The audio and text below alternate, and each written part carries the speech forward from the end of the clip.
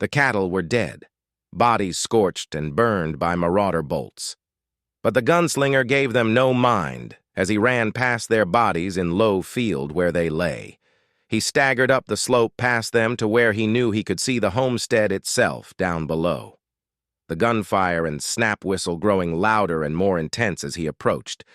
But when he finally rose up to the top of the slope, he saw the scope of the attack. It wasn't a small band. There were at least 20 marauders.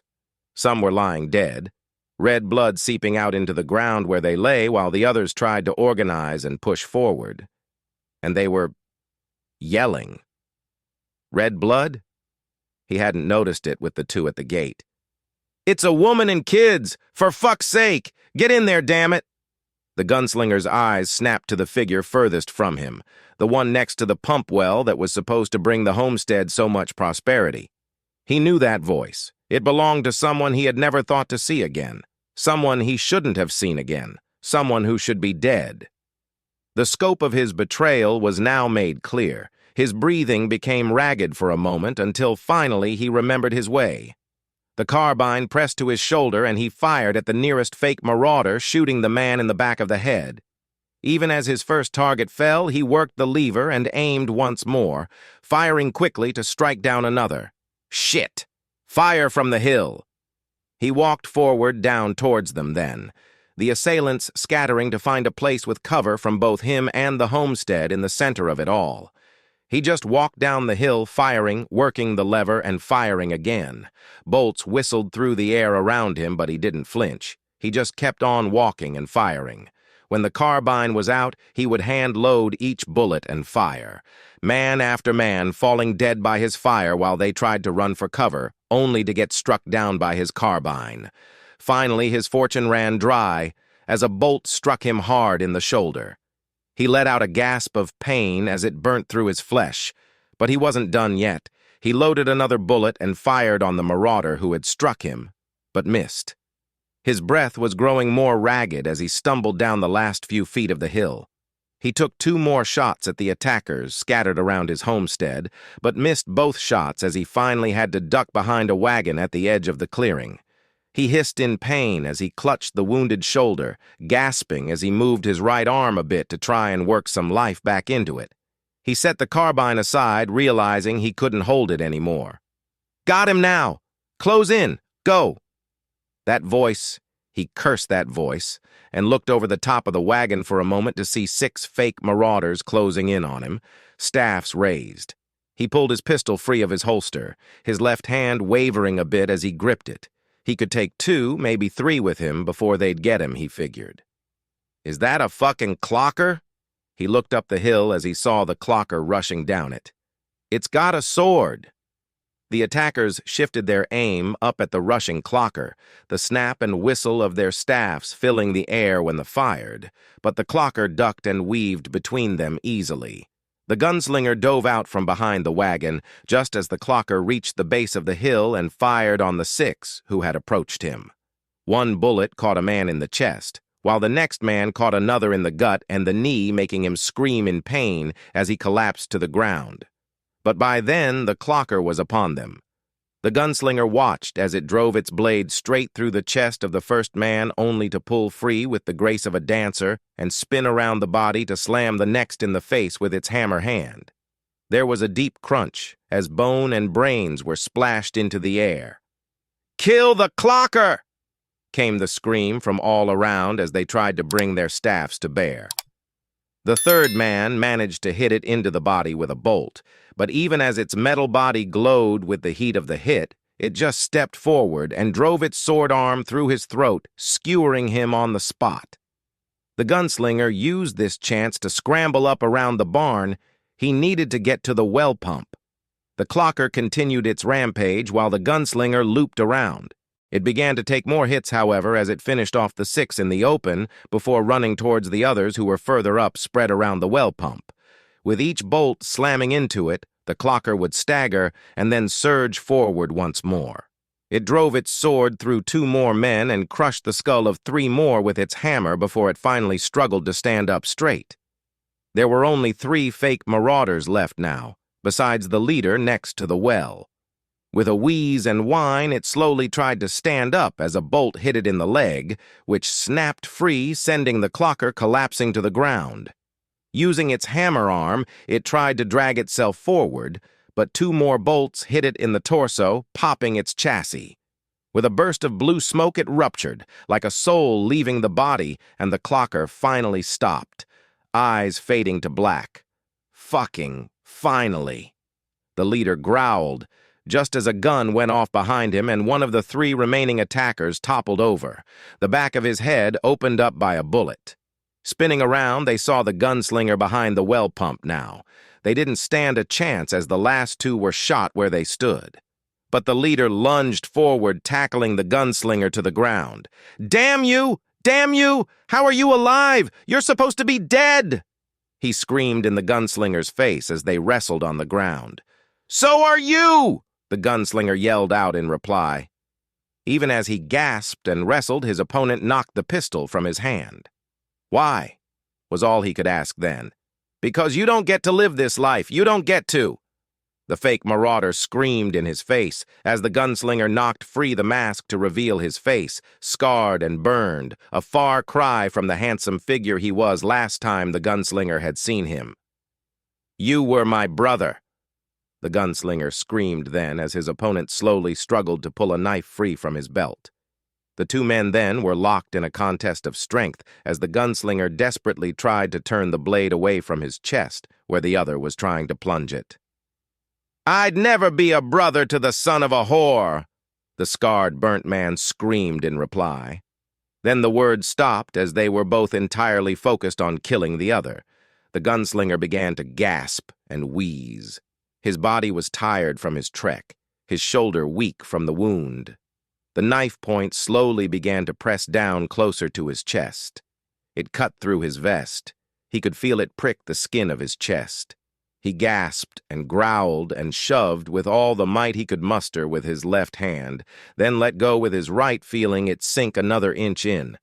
But with his right hand free now, he reached out to grab a rock on the ground besides them and bring it up, smashing it into the side of his brother's face. His brother cried in pain and was knocked off of him then as the knife came free of the gunslinger's chest, blood dripping from the cut.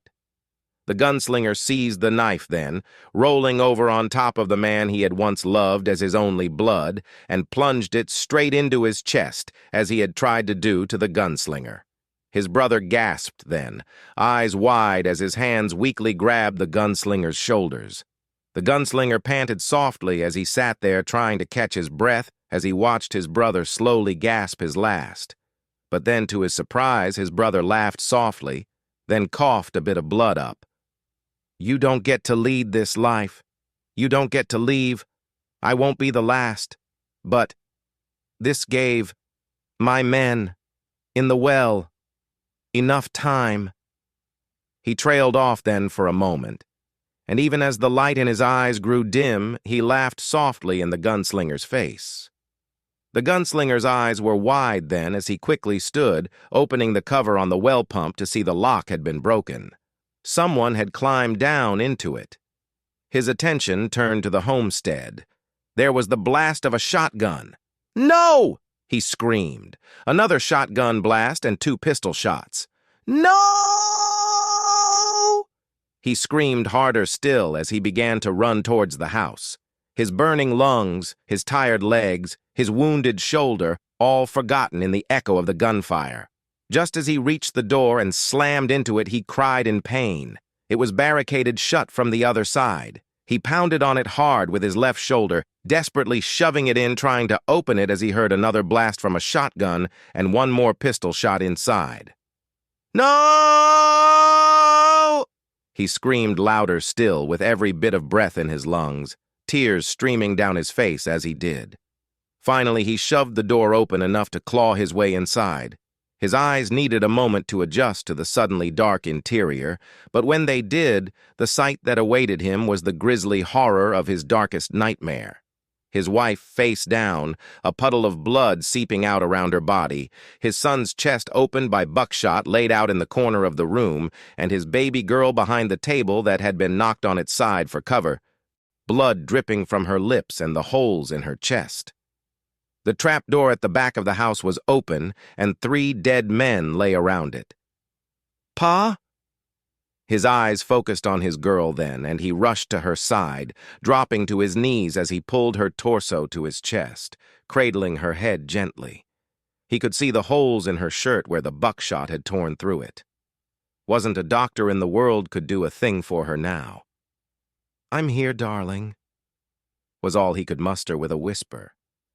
She coughed up a bit more blood then as she looked up at him. "I shot him.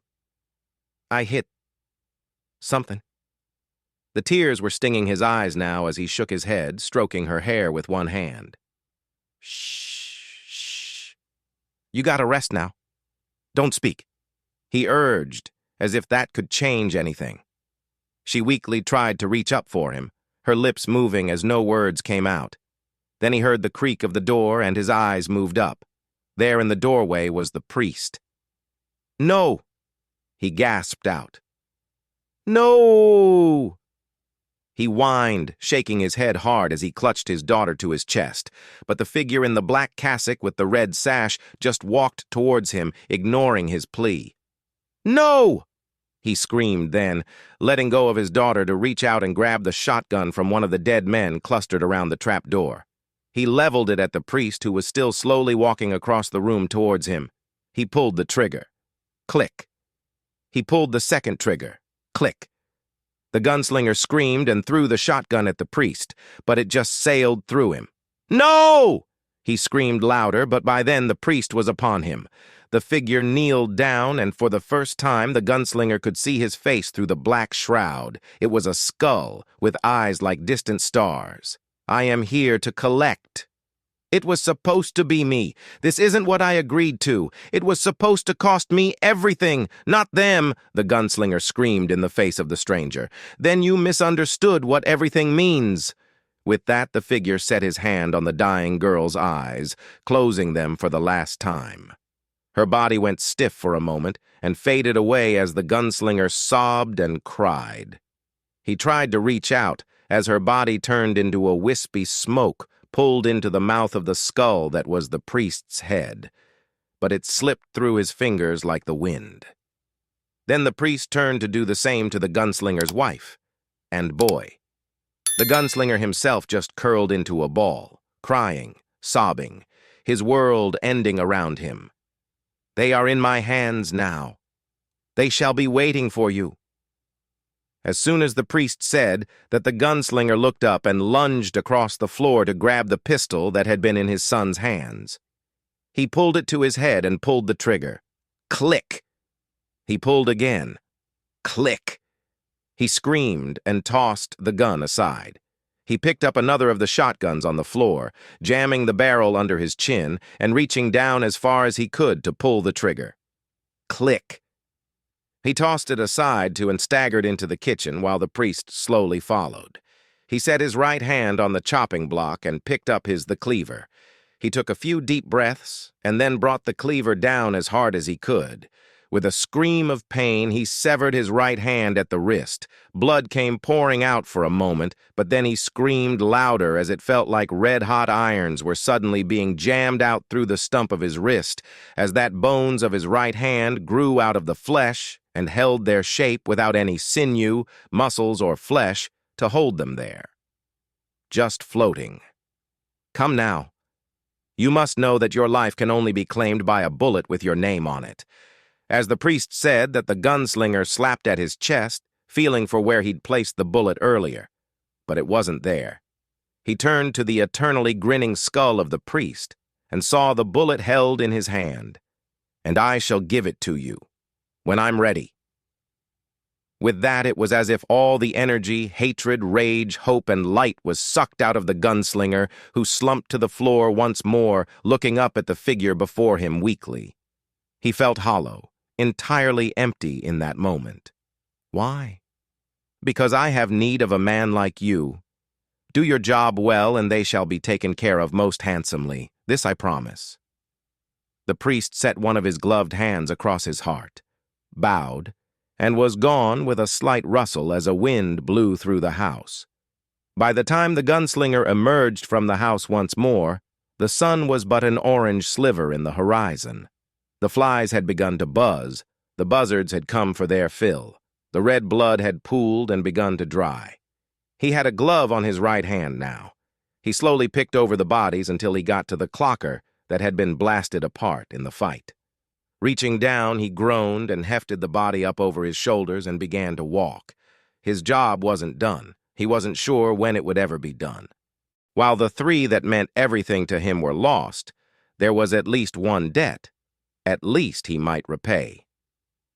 In the distance behind him, watching from further up the mountain, the priest watched his new gunslinger carry the broken clocker off. He pulled a bullet from his belt and slowly turned it over in his gloved hands, thumb rubbing over the name etched onto the side. One day the gunslinger would get that bullet back, but not before the priest got another bullet. One older still with a different name etched into the side. A bullet with his name on it. That's why he needed the gunslinger, so that he may finally know the peace the gunslinger now sought. A peace he had been looking for a very long time. With that, he tucked the bullet back into his belt, and the priest was gone, leaving the gunslinger alone in the world once more. Clocker on his back as his journey began anew. A debt on his shoulders that he must repay.